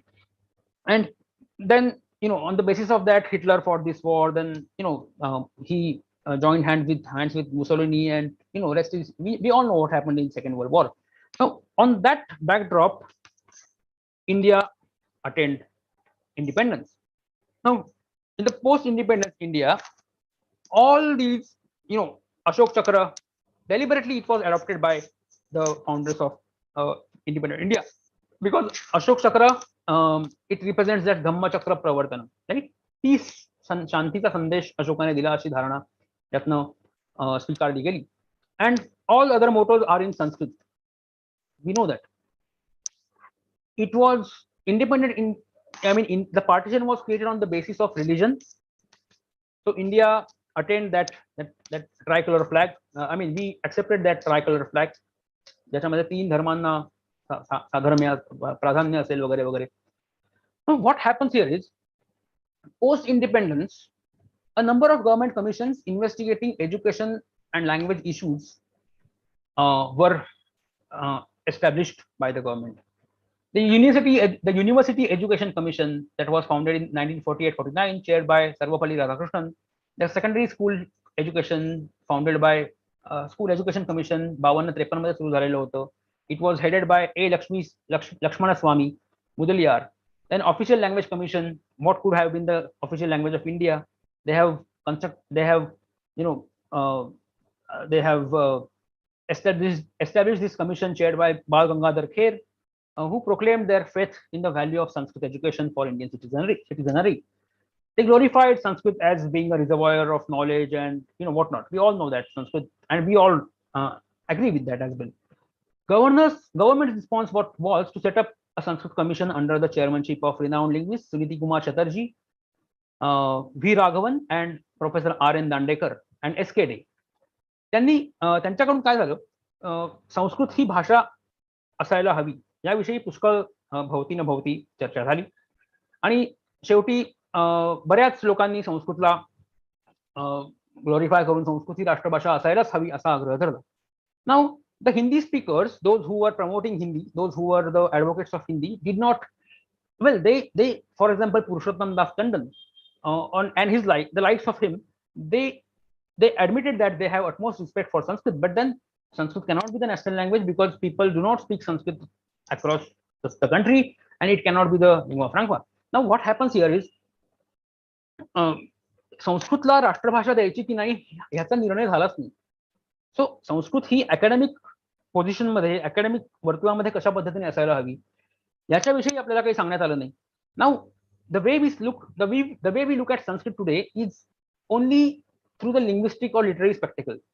Sanskrit is the language. It is an historical language. It is the medium to study history. Right? Every one of us, even if those who study philosophy, those who are scholars of philosophies, they philosophy in their own with their own spiritual aspirations or academic aspirations, but on the other hand, they also engage themselves in the frame of in the philosophical frame, those were created by the ancient Indians, right? So despite being a practitioner of philosophy, despite being a scholar of philosophy, we have to understand how that philosophy evolved historically, right? So संस्कृतचा अभ्यासक असताना आपल्याला हे लक्षात ठेवावं लागतं की आपण संस्कृतकडे पाहताना पाश्चात्य पद्धतीने जरी पाहत असलो किंवा आधुनिक पद्धतीने जरी पाहत असलो तरी Sanskrit is an oldest language. Sanskrit is the traditional language, and we are reliving those who practice tradition. They are reliving the history, they are reliving Sanskrit traditions, and those who study Sanskrit at university level, those who live modern lifestyle, those who practice modern lifestyle, they try to reimagine themselves in traditional frameworks, but they study Sanskrit in modern style. They study Sanskrit as a medium to study the history. Now, in order to that, we have to understand that Sanskrit is, well, I mean, there is no way to, there's no other alternative to interdisciplinarity. Any scholar of Sanskrit is a scholar of history, because what we are reading is the historical text. So we have to have imbibe, we have to have inculcate that sense of history within in our mind, because as I just mentioned, Panini or Patanjali or Yaska, they have conducted extensive field works. They have understood what are the modern patterns of what are the modern linguistic patterns of consumption. So even today, if we want to study Sanskrit, if we want to even in case someone wants to revive those Sanskrit traditions, they have to understand the contemporary patterns of consumption, linguistic consumption, philosophical consumptions, political consumptions, social consumptions, and well, we have to understand we are living in a globalization era. Now, age of globalization, as it is believed globally, as it is believed universally, it's ended. We are living in post globalization era. आता इथे काय होणार आहे, in those respective small towns, we have our own globe. आपण आपल्या आपल्या भोवतालामध्ये विश्व आपलं बनवतो, and we are identify ourselves with that particular globe. We काही त्या बाहेरून we take many things from the outside world. We modernize, we localize them, and we create our own modernity. We create our own global systems. These small global systems constitute today's globe, right? So we have to study Sanskrit accordingly. आपल्याला संस्कृतचा अभ्यास करताना जसं पाणिनींनी, पतंजलींनी त्या काळामध्ये भाषेचे कन्झम्पशनचे pattern, अर्थान्वयाचे patterns कसे होते लक्षात घेतलं. इवन वेदच ब्राह्मणच इन्फॉर्मस की विदर्भांमध्ये अशा पद्धतीच्या पद्धती असतात, वैदर्भांमध्ये अशा पद्धती असतात, राईट, और मगध, बर्बर त्यांच्यामध्ये अशा पद्धती असतात. So all these contradictory, I mean, well, India is a country of extreme paradoxes, extreme contradictions. So we have to understand the patterns of all these. Well, we cannot learn all that because we cannot learn everything in detail, but at least we can figure out the patterns of consumptions, the patterns of evolution of these practices, linguistic practices, social, cultural practices with respect to kinship, family systems, आणि त्या सगळ्यांना एकत्र करून, whether we like it or not, तुम्हाला जसं मी म्हटलं, पुरातत्व, आपल्या संस्कृतच्या अभ्यासाला पुरातत्व शिकावं लागणार आहे. We have to understand modern philosophical patterns. We have to understand what structuralism is. We have to understand what Orientalism is. How people, आपण ज्या पद्धतीने संस्कृत शिकतोय, आपण मॉडर्न पद्धतीने संस्कृत शिकतोय. We are not studying Sanskrit at any pathshala, and we are going to teach Sanskrit in the same way, right? So, and on the other hand, we are again also revisiting our traditional values. So a complex society is always being created. It's not the case that something new is happening today. सतत समाजामध्ये complex संरचना वर खाली होत निर्माण होत असतात. या सगळ्यामध्ये Sanskrit, it is the great success of Sanskrit that Sanskrit has succeeded in retaining itself, in accommodating with these complex changes. So for example, if someone wants to study tarkasangrah, आपल्याला मॉडर्न फिजिक्स किती माहिती आहे? Do we understand the dimensions, magnitudes, directions? Can we relate that to द्रव्य गुणकर्म सामान्य विशेष समवाय अभावाः सप्तपदार्थाः वगैरे, जे काही संख्या, पृथक्त्व वगैरे वगैरे. If someone is interested in Puranas, are we in position, are we aspiring to study anthropology of pilgrimage, how the economy, how the religious economy works, how the religious economy evolves, how a particular place of pilgrimage gets transformed. For example, recently आपण पाहिलं वाराणसीचं पूर्ण temple complex बदलून गेले, ते पूर्ण आधुनिक झालेले. तिथे त्याचा अभ्यास करताना वाराणसीमध्ये कोणता दगड सापडतो, whether that new temple is constructed with the same stone, no, so ह्या डिटेल्स आपण तटस्थपणे लक्षात घ्यायला हवे. आपल्याला ते आवडो न आवडो किंवा आपल्याला पटो न पटो, but these are the realities.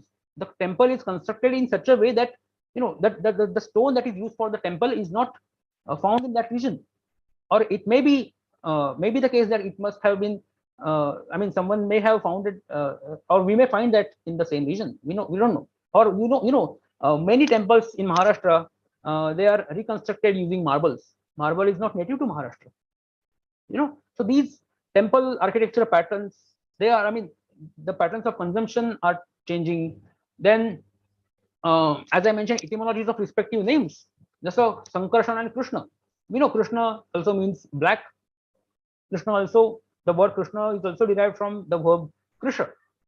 And Sankarshana, Balarama, he carries that hala. So does it have any significance with the agrarian culture? We're not aware of it. Then there was a sect of Arjunayana, as shown by I forgot the name, not Kashi Prasad Jaiswal, but who wrote the author of Panini Kalin Bharatavarsha. So he mentioned that there was a sect of Arjunayana. Panini and Patanjali mentions of that. So it was very prominent. So the devotion of Arjuna was prominent at a certain point of time. What made it subside? There must have there must have been some patterns, some reasons behind the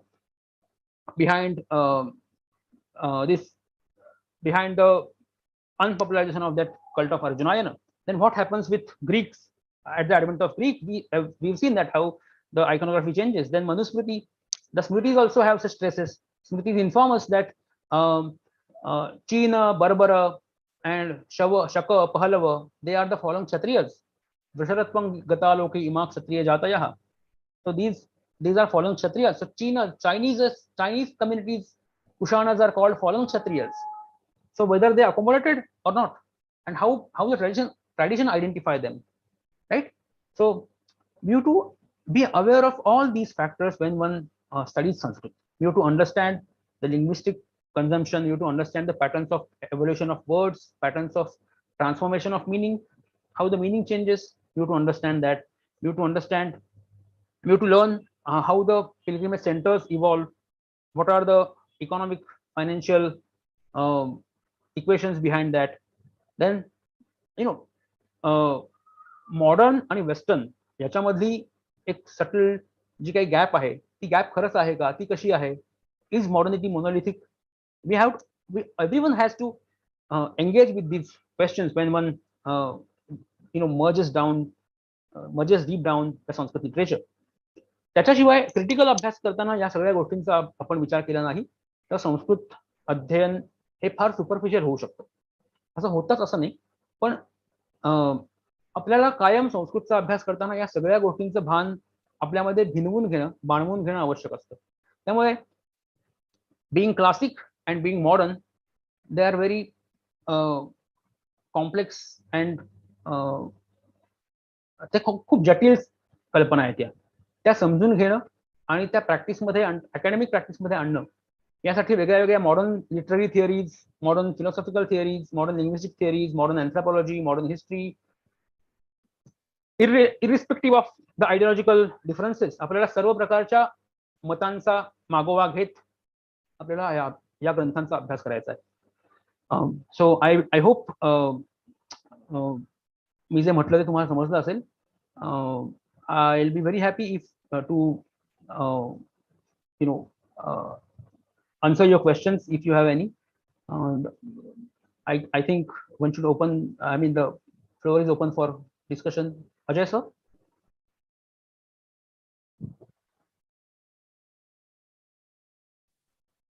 Yes sir. Thank you so much.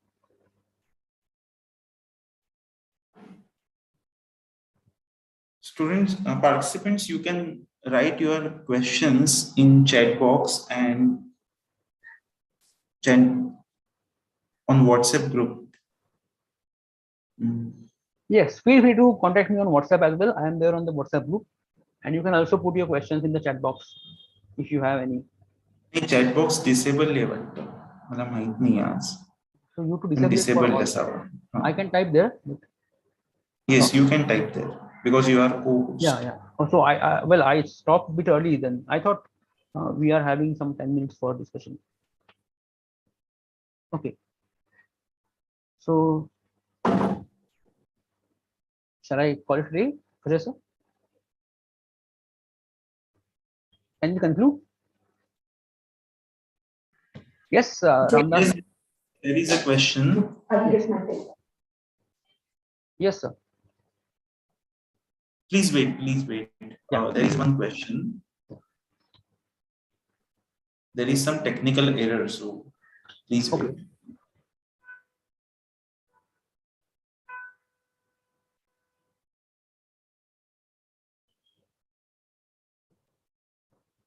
I just enable the chat box, by the way, since I am the host now. Ramdasji, I guess you are able to put your question in the chat box.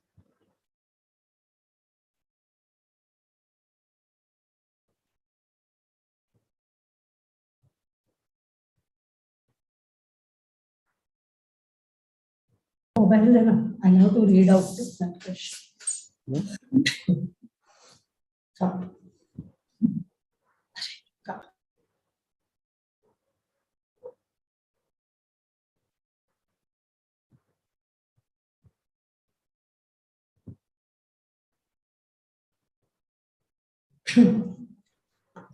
Hello. Yes, hello. Yes, Hemant sir, sorry for the delay. There was some technical problem. No problem. There is one question here we have received on the WhatsApp group by Mr. Ramdas. Okay. The wording is quite big. I'll just read it out to you. Yadi Parvati Parameshwarau iti padasya Parvati pascha Rameshwarascha tarhi katham shabdayoho linge sadhutvam vaktum shakyate. वाक् शब्दः स्त्रीलिंग शब्दः पार्वतीपः भगवान् महेश्वरः कृपया मम संशयस्य साधुताम् अस्ति वा न वा इति वदन्तु भवन्तः. Thank you so much for your question, sir. Well, you are absolutely spot on. What happens with these epics, and when they get popularized, people often tend to come up with their own perception. This particular meaning I learned when I visited one of the southern universities, and a scholar there informed me that, well, we also perceive this as Parvati Parameshwaro. And the discussion over this particular word, someone also, well, the same question was raised by another scholar, that we cannot have such, we cannot decipher the word this way, because the problem of gender occurs. But then the scholar was quite vichakshana. He informed me that, Parvati Parameshwara, Parvati Parameshwara, he reminded me of that story of Mohini.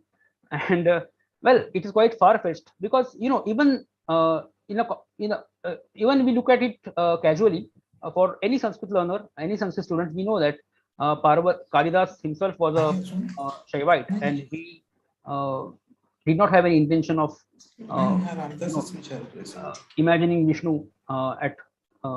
I mean, he did not want to address Lord Vishnu here, but people somehow come up with their own interpretations. And with his far-fetched conclusion, he mentioned that he can appropriate that with that. He can appropriate this etymology, this meaning by referring to that Mohini myth, the legend of Mohini and Lord Shiva. So that's how he supported that.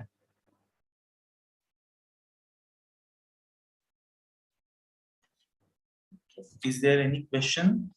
Participants, you can type in WhatsApp group.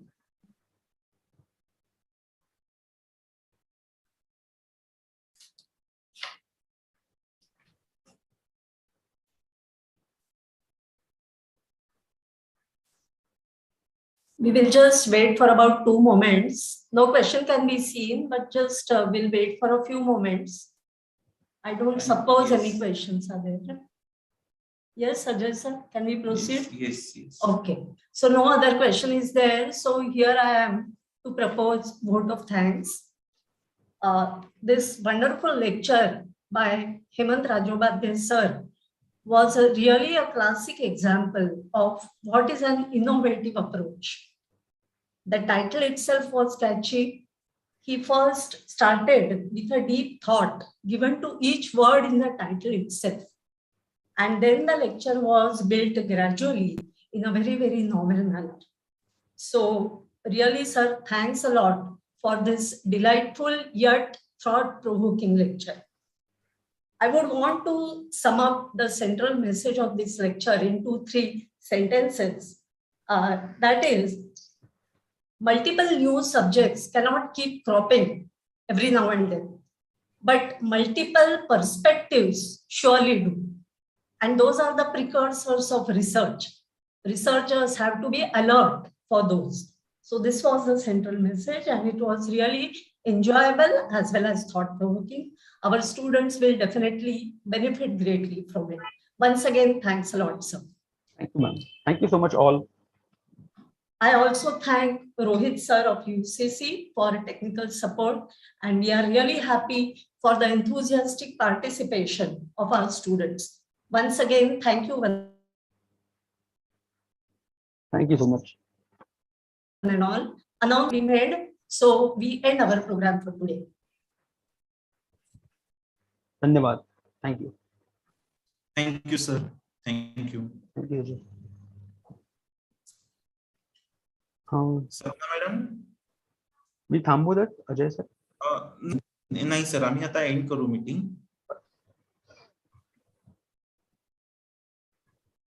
सपना madam, तुम्ही and करा meeting.